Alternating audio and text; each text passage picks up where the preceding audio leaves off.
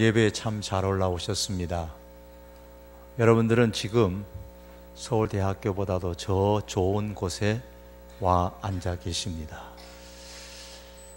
서울대학교에서 입학하라고 한다면 제주도의 산들 보내지 않겠습니까? 기꺼이 우리들의 자녀를 올려 보낼 것입니다.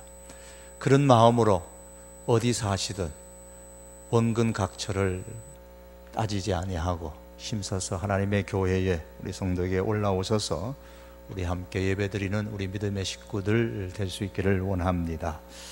오늘 본문의 배경은 가나안 땅을 정탐했던 12명의 보고와 그에 대한 백성들의 반응, 또한 하나님의 반응이 오늘 본문에 기록되어져 있습니다. 10명의 정탐꾼은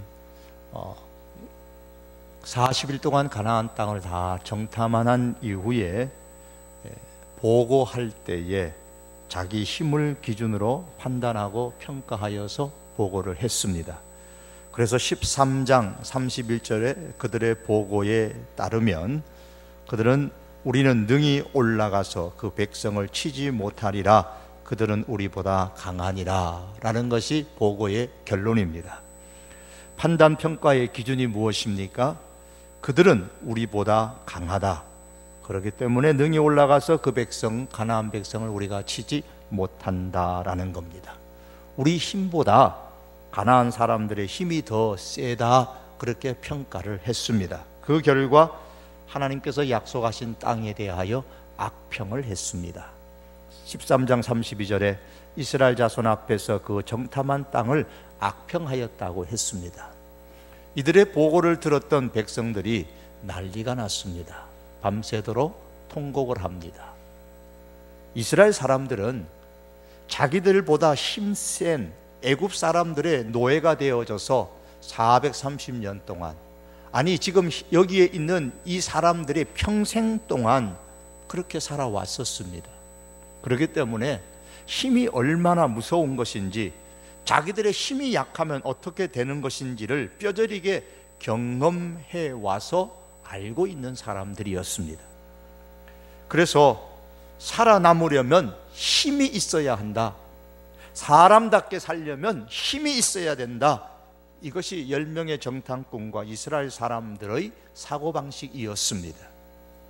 어찌 그들뿐이겠습니까? 세상은 우리에게 끊임없이 이것을 주입시켜 교육하고 있습니다.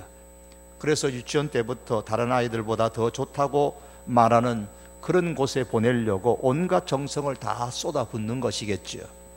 유치원 때부터 좋은 대학을 염두에 두고 학교를 선정합니다. 유치원을 선정합니다.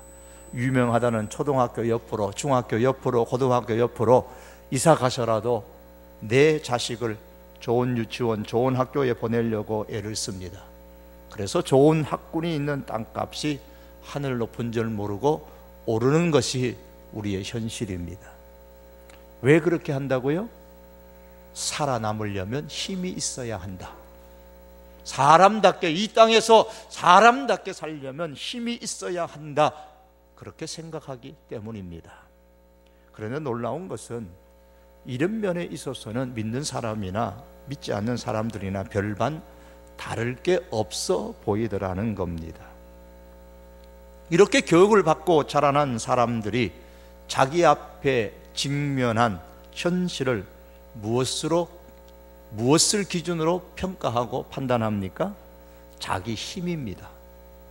내가 힘을 소유해야만 사람답게 살 수 있다고 생각을 하게 되죠.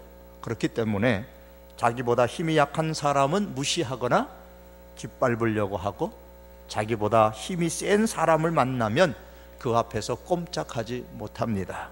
그나마 그 가운데서 살아남기 위해서 아첨을 하거나 아니면 속이 뒤틀려서 오늘 아침에 먹은 것이 나오려고 해도 그저 가족을 위해서 생각해서 억지로 참고 또 참습니다. 그래서 사는 것이 참 힘들다고 말하면서 또 각오하고 다짐합니다. 나도 빨리 힘을 길러야겠다고 일을 갑니다. 그래서 더 노력하고, 때로는 밤하늘에 달을 보고 빌기도 하고, 산에서 불공을 드리기도 하고, 심지어 일부의 사람들은 교회 와서 기도하기도 합니다. 다 뭐 하자는 것입니까? 내 힘을 키우고자 하는 겁니다. 그러면 성경은 힘을 부정합니까? 아닙니다. 성경은 사람의 힘을 부정하지 않습니다. 그런데 힘을 키우는 방법이 달라요.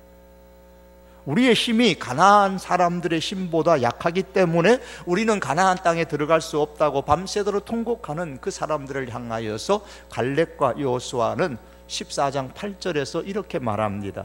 여호와께서 우리를 기뻐하시면 우리를 그 땅으로 인도하여 드리고 그 땅을 우리에게 주시리라. 여호와께서 우리를 인도하시고 그 땅을 우리에게 주시리라 그랬습니다. 그러니 가나안 땅으로 들어가자고 했고 9절의 말씀에 여호와는 우리와 함께 하시느니라고 했습니다. 여호수아와 갈렙은 하나님께서 우리에게 힘을 공급해 주실 것이기 때문에 우리가 이길 수 있다, 그러니 가나안 땅으로 들어가자, 그렇게 말하지 않습니다. 하나님께서 우리를 인도하실 것이다, 하나님이 우리와 함께 하실 것이다, 그러니 힘센 가나안 사람들을 두려워하지 말고 우리가 이길 수 있고 가나안 땅에 들어갈 수 있다고 했습니다. 여러분, 앞과 뒤의 차이점을 이해하시겠습니까? 중요한 것은 하나님께서 힘을 여호수아와 갈렙과 그의 백성들에게 주시고 하나님은 거기서 그냥 가만히 계시는 것이 아니라 힘이 있으신 하나님께서 직접 함께 하시고 인도하실 것이기 때문에 우리가 이길 수 있고 가나안 땅에 들어갈 수 있다. 그러니 우리가 가나안 땅으로 가자고 했습니다. 우리 힘은 가나안 사람들보다 약하지만, 그러나 가나안 사람들보다 힘센 하나님이 오셔서 함께 하시고 함께 인도하실 것이기 때문에 우리가 이길 수 있다는 겁니다. 여러분, 하나님의 힘만 받고 싶으십니까? 그래서 하나님의 힘을 받아가지고 내가 힘센 사람이 되고 싶으십니까? 아니면 힘이 있으신 하나님을 모시고 살면서 힘 있는 사람이 되고 싶으십니까? 혹시나 하나님을 모시면은 시자가 붙은 분들 모시는 것처럼 삶이 좀 불편할 것 같으니까 하나님은 그냥 거기 좀 그대로 계십시오, 그 대신에 내가 열심히 예배드리고 열심히 기도할 테니까 내게 그저 힘만 공급해 주십시오, 이렇게 해서 내 힘을 키우고 싶으신 분은 없으십니까? 그러나 하나님은 결코 그런 방법으로 우리를 힘센 사람으로 만들어 주시지 않으십니다. 하나님은 우리를 힘센 사람으로 만들어 주실 때에 힘센 하나님이 우리와 함께 하시기를 원하십니다. 힘만 우리에게 주는 것이 아니라 힘센 하나님이 우리의 삶 속에 오시기를 원하십니다. 그러므로 내게 힘이 없다고 판단이 서면 어떻게 해야 합니까? 좋은 유치원, 좋은 학교를 보내는 것이 우선이 아니라, 혹은 기도하면서 하나님의 힘만 내게 보내주십시오 라고 할 것이 아니라, 먼저 힘이 세신 하나님이 내게 혹은 내 자녀의 삶 속에 오시도록 우리가 초청을 해야 됩니다. 그런데 문제는 하나님께서는 아무에게나 오시지 않으신다는 데 있습니다. 만일에 힘이 있으신 하나님을 내가 모시고 싶으면 하나님이 나를 보시고 기뻐하셔야 합니다. 그렇기 때문에 14장 8절과 9절에서 하나님께서 인도하시고 하나님께서 함께 하신다고 하면서 그 전에 함께하고 인도하기 전에 먼저 8절 처음에 여호와께서 우리를 기뻐하시면 그랬습니다. 하나님께서 우리를 기뻐하셔야만 인도하시고 함께 하십니다. 하나님께서 우리를 기뻐하셔야 힘이 세신 하나님께서 우리에게 오신다는 말씀입니다. 그러면 내가 아무리 힘이 약해도 괜찮습니다, 걱정할 것이 없습니다, 나보다 힘센 사람이 내 앞을 가로막아도 두려워할 필요가 없습니다.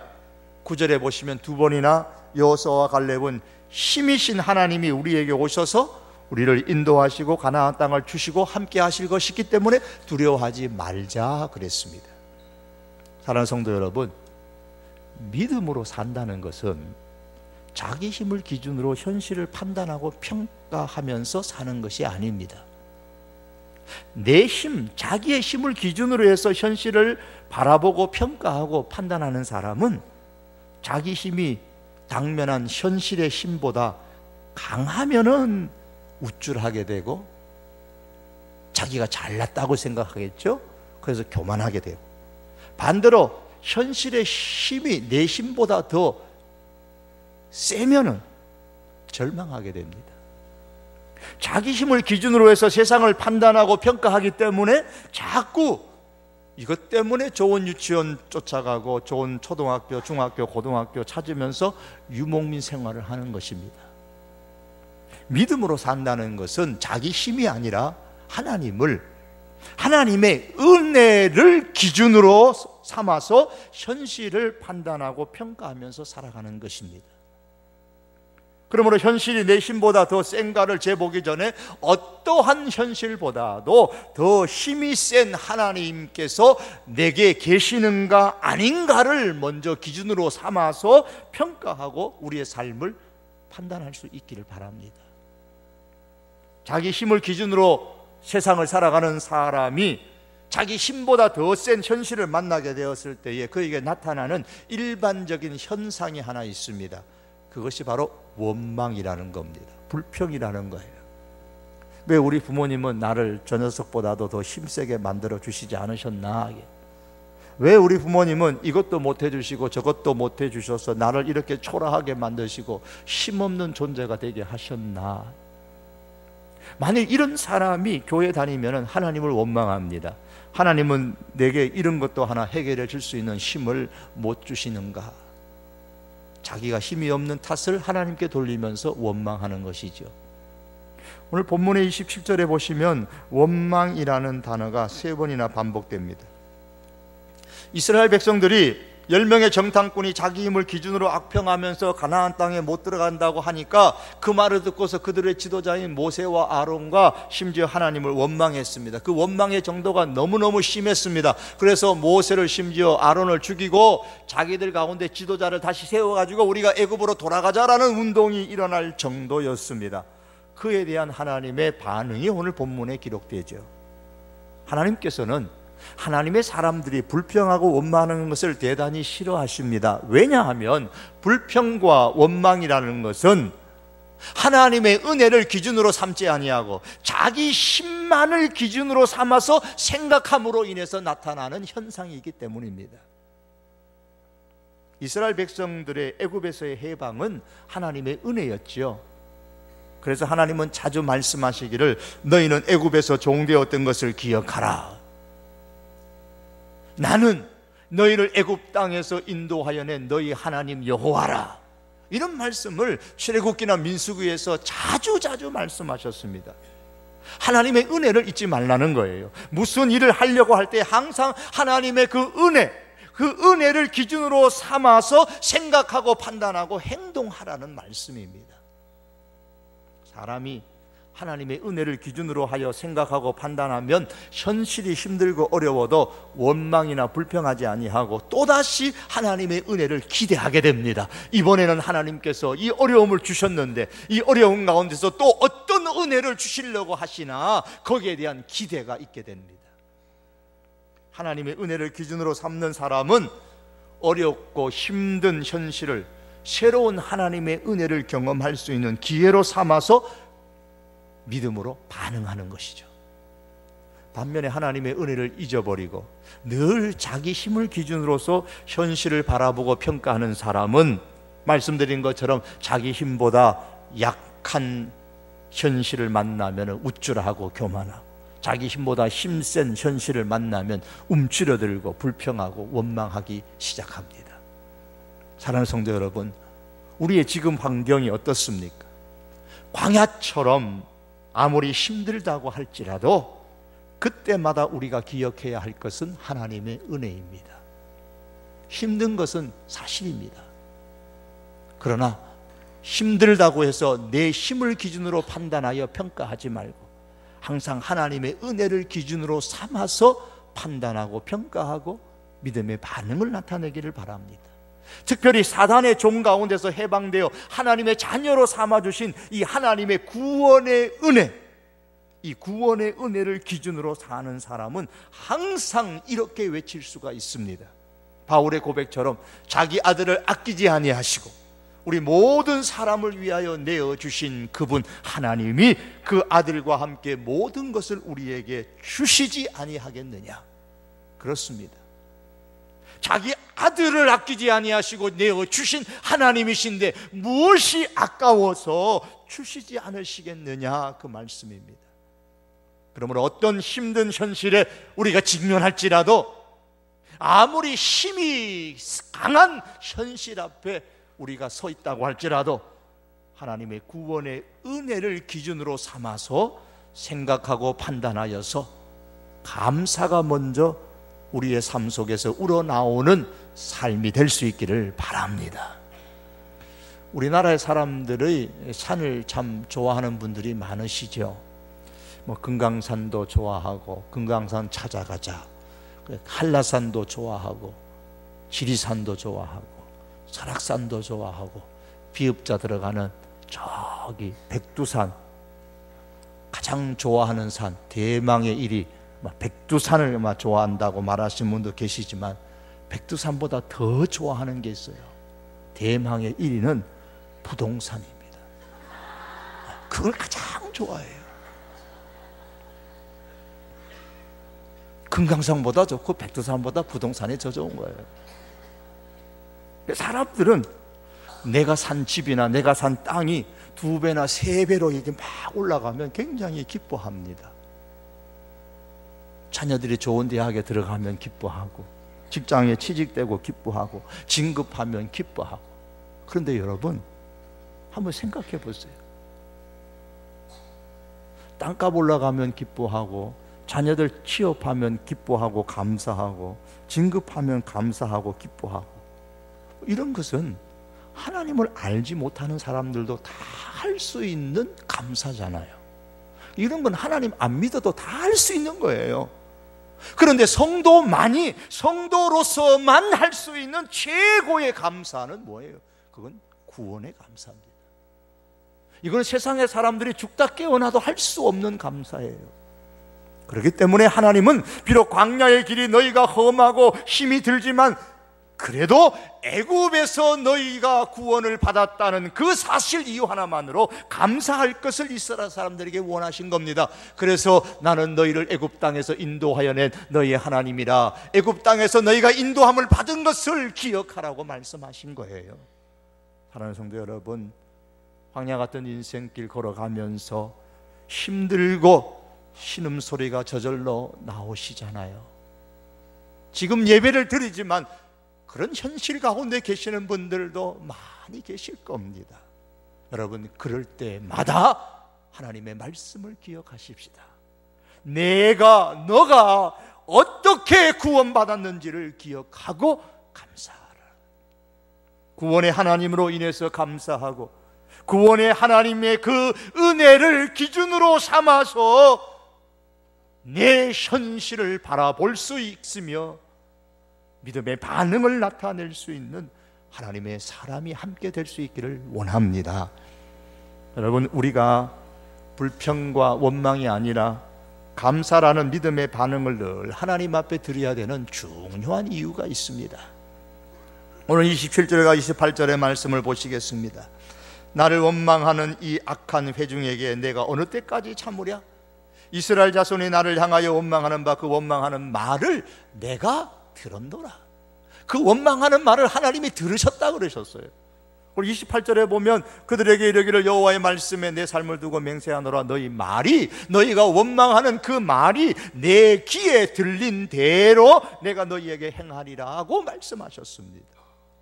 여러분, 우리의 말을 하나님께서 들으시고 하나님의 귀에 들린 대로 우리에게 하나님께서 행하신다라고 하셨습니다. 우리가 감사의 말을 해야 되는 중요한 이유가 여기 있어요. 우리가 감사의 말을 하면 하나님은 감사의 말을 들으셔요. 그리고 그에 대한 대가를 지불하십니다.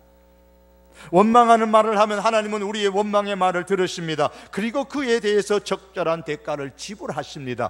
큰 소리로 원망하지 않아도, 큰 소리로 감사하지 않아도 우리 하나님 다 들으십니다. 제가 여기서 지금 말씀을 강론하고 여러분에게 증거하는 이 소리도 하나님이 다 들으십니다. 그래서 저는 더더욱 두렵고 조심스러운 것이죠. 여러분도 마찬가지입니다.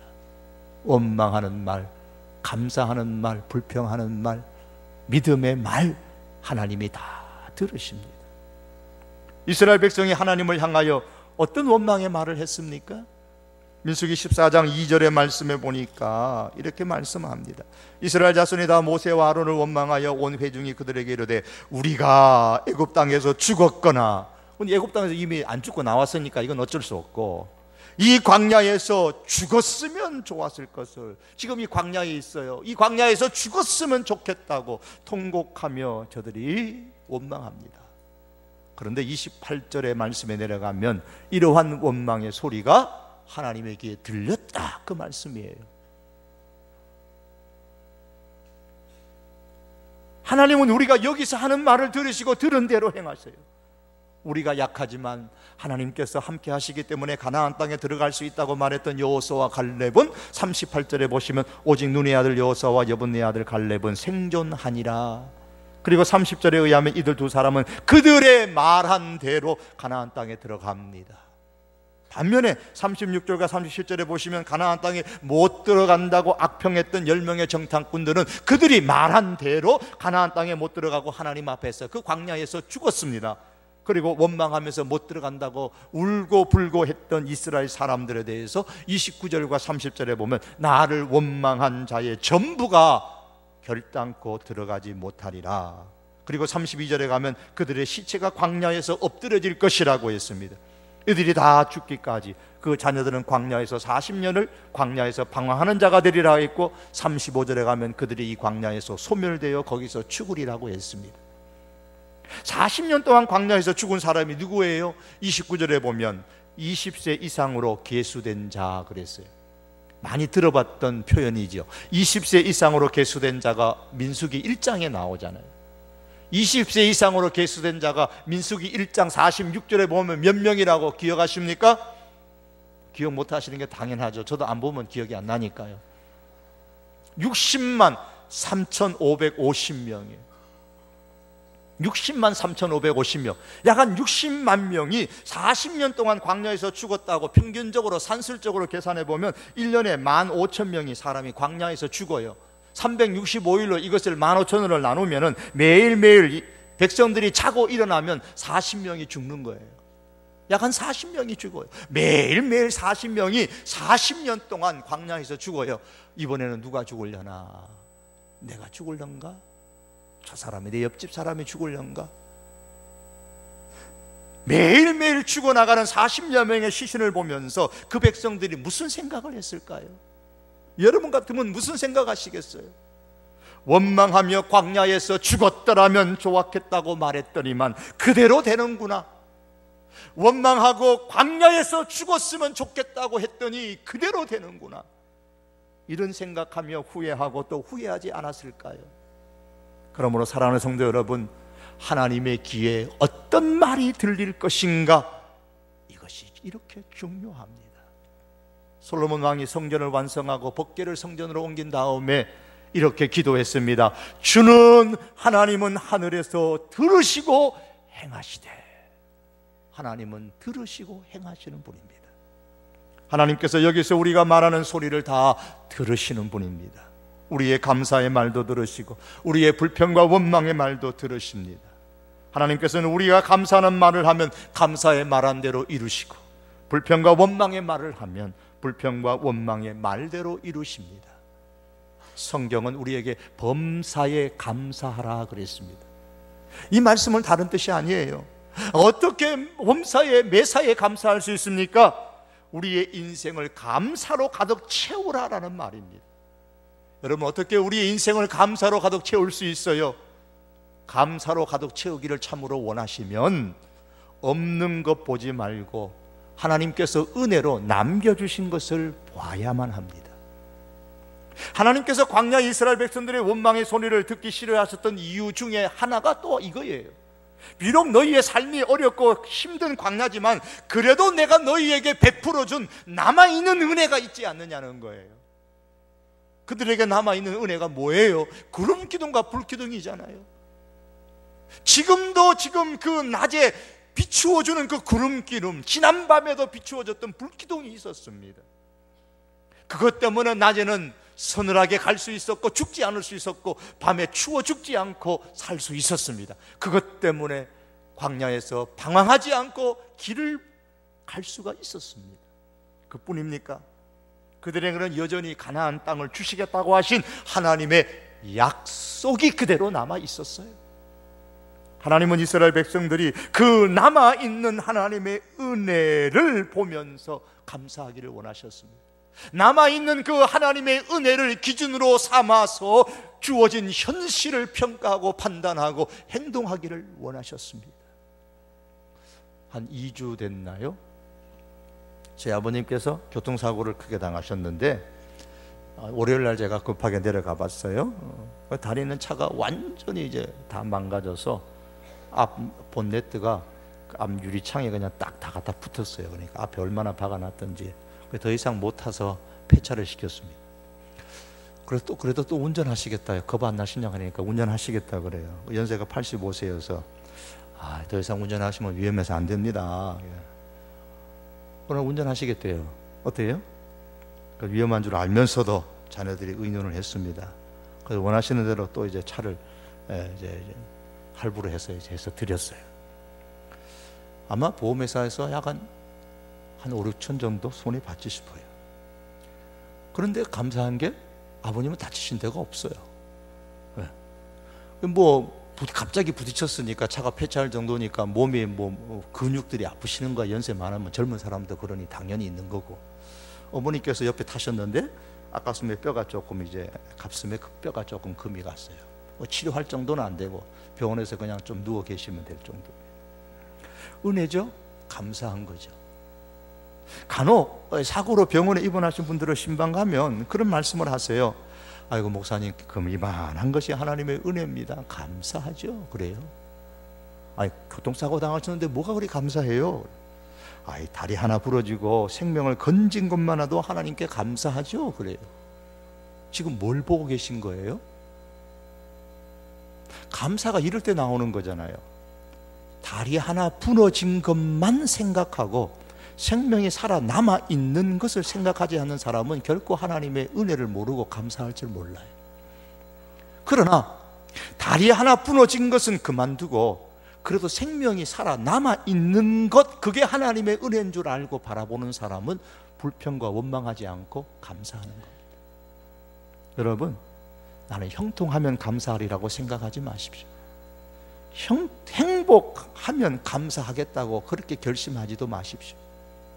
아무리 어렵고 힘든 상황일지라도 내게 지금 남아있는 것 속에서 하나님의 은혜를 보고 그 하나님의 은혜를 기준으로 삼아서 감사하고 살아가면 그 사람의 인생이 형통하고 그 사람의 인생이 행복해지는 것이에요.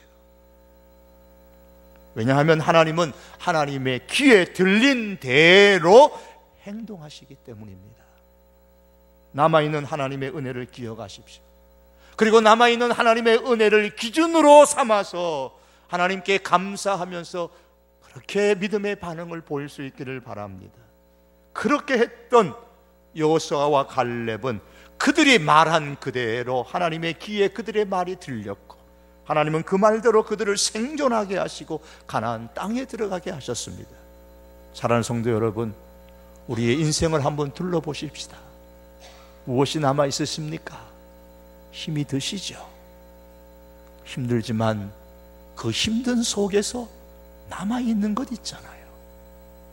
그 남아있는 것이 하나님의 은혜인 줄로 믿고 그 남아있는 것으로 인해 하나님의 은혜를 기준 삼아 감사로 우리의 인생을 채울 수 있기를 바랍니다. 여러분, 하나님께서 우리의 인생을 항상 불기둥과 구름기둥으로 인도하시고 마침내 하나님의 약속대로 가나안 땅으로 들어가게 하시는 영광을 주실 줄 믿습니다. 말씀을 맺겠습니다. 믿음은 자기 힘을 기준으로 삼아서 생각하고 판단하는 것이 아니라 하나님의 은혜를 기준으로 생각하고 감사하고 행동하는 것입니다.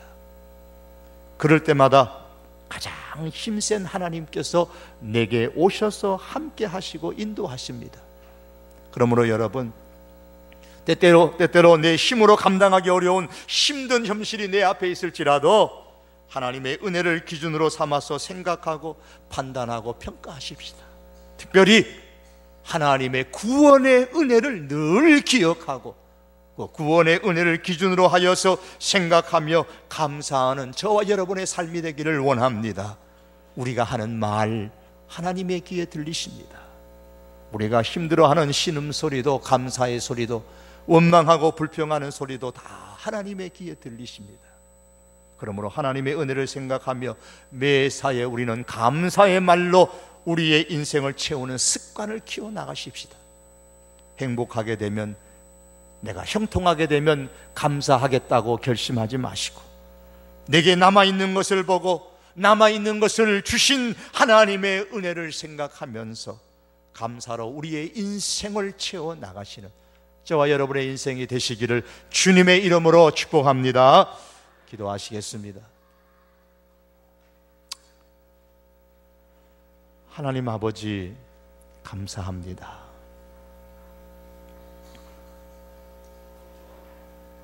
나의 힘을 기준으로 삼지 않고 하나님의 주신 은혜를 기준으로 삼아 내게 남아있는 것을 보며 늘 하나님 앞에 감사함으로 살아가는 저희들 되게 하시고, 하나님, 형통하고 잘 될 때에 감사하리라 다짐하지 않게 하시고, 때로는 힘들고 어려울지라도 하나님의 은혜를 기준으로 삼아서 믿음의 반응을 나타내는 우리 하나님의 백성들을 다 되게 하여 주시옵소서. 그 가운데 구름 기둥과 불 기둥으로 인도하시고 함께 하시는 주의 은총 우리에게 베풀어 주옵소서. 예수님의 이름으로 기도하옵나이다. 아멘.